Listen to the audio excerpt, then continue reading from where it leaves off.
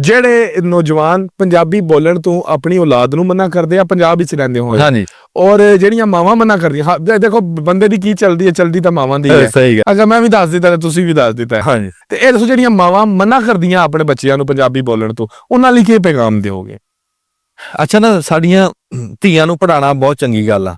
ਸਾਡੀਆਂ ਜਿਹੜੀਆਂ ਧੀਆਂ ਪੜ੍ਹ ਲਿਖ ਗਈਆਂ ਨਾ, ਉਹ ਜਦੋਂ ਹੁਣ ਘਰ ਵਸਦਾ ਤੇ ਉਹ ਨਿਆਣਿਆਂ ਨੂੰ ਕਹਿੰਦੀਆਂ ਵੀ ਉਰਦੂ ਬੋਲੋ। ਹੁਣ ਮੈਂ ਤੁਹਾਨੂੰ ਦੂਰ ਕੀ ਜਾਣਾ, ਮੈਂ ਤੁਹਾਨੂੰ ਆਪ ਦੀ ਦੱਸ ਦਿੰਦਾ, ਮੇਰੀ ਘਰ ਦੀ ਪੜ੍ਹੀ ਹੈ, ਉਹ ਮੈਂ ਜਿੰਨੀ ਕੁ ਪੰਜਾਬੀ ਸਿਖਾ ਕੇ ਉਹਨੂੰ ਘਰੇ ਘੱਲਦਾ ਨਾ, ਉਹ ਉਰਦੂ ਸਿੱਖ ਕੇ ਆ ਜਾਂਦਾ। ਉਹਨੇ ਉਰਦੂ ਸਿੱਖ ਕੇ ਆ ਜਾਂਦਾ। ਸਾਡਾ ਇਹੀ ਮੁਕਾਬਲਾ ਚੱਲ ਰਿਹਾ, ਉਹ ਉਰਦੂ ਸਿਖਾਉਂਦੀ, ਮੈਂ ਪੰਜਾਬੀ ਸਿਖਾਉਣਾ। ਤੇ ਪਰ ਹੁਣ ਜਿਵੇਂ ਪੰਜਾਬੀ ਦੇ ਵਿੱਚ ਰੱਬ ਨੇ ਇੱਜ਼ਤ ਦਿੱਤੀ ਆ, ਹੁਣ ਪੰਜਾਬੀ ਜਿਵੇਂ ਫਿਲਮਾਂ ਬਣ ਰਹੀਆਂ, ਹੁਣ ਪੰਜਾਬੀ ਦੇ ਜਿਵੇਂ ਕਹਿ ਲਓ ਵੀ ਬੱਲੇ ਬੱਲੇ ਆ, ਹੁਣ ਉਹ ਗੱਲ ਕਹਿੰਦੀ ਆ ਕਿ ਨਹੀਂ ਪੰਜਾਬੀ ਵੀ ਸਿਖਾਵਾਂਗੇ। ਹੁਣ ਹੌਲੀ ਹੌਲੀ ਉਹ ਸਿਖਾ ਰਹੀ ਪੰਜਾਬੀ, ਹੌਲੀ ਹੌਲੀ ਹੌਲੀ ਹੌਲੀ। ਦੇਖੋ ਨਾ, ਪਰ ਸਾਡੀਆਂ ਨਹੀਂ ਮੰਨਦੀਆਂ। ਉਹਨਾਂ ਕਿਹਾ ਪੰਜਾਬੀ ਬੱਚਾ ਬਦਤਮੀਜ਼ ਹੋ ਜਾਂਦਾ ਹੈ।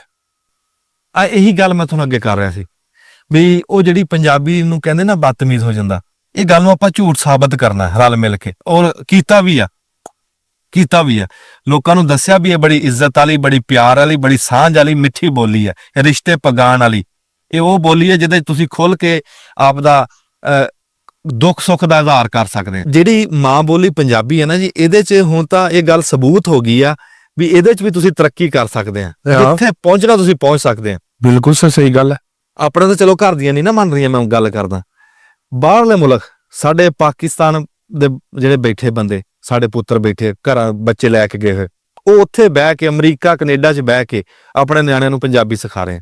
ਬਿਲਕੁਲ ਇਦਾਂ ਹੀ ਹੈ। ਇਹ ਕਾਮਯਾਬੀ ਨਹੀਂ? ਬਿਲਕੁਲ ਕਾਮਯਾਬੀ ਹੈ। ਅੱਛਾ, ਜਿਹੜੇ ਸਰਦਾਰ ਆ ਚੜ੍ਹਦੇ ਪੰਜਾਬ ਦੇ, ਉਹਨਾਂ ਨੇ ਸਬੂਤ ਨਹੀਂ ਕਰਤਾ ਵੀ ਆਪਣੀ ਬੋਲੀ 'ਚ ਤੁਸੀਂ ਕਿੱਥੇ ਮਰਜ਼ੀ ਪਹੁੰਚ ਜਾਓ।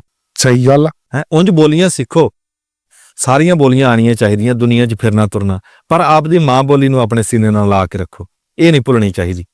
ਉਹ ਕੋਈ ਨਿਆਣਾ ਸੀ ਨਾ, ਉਹ ਕਿਤੇ ਕਿਸੇ ਦਾ ਮਾਂ ਦਾ ਪੁੱਤ ਗਵਾਚ ਗਿਆ, ਉਹ 8-10 ਸਾਲ ਹੀ ਲੱਭਿਆ ਨਾ, ਤੇ ਉਹ ਮਾਂ ਨੇ ਪਹਿਲੀ ਗੱਲ ਹੀ ਕੀਤੀ ਵੀ ਬੋਲੀ ਕਿਹੜੀ ਬੋਲਦਾ?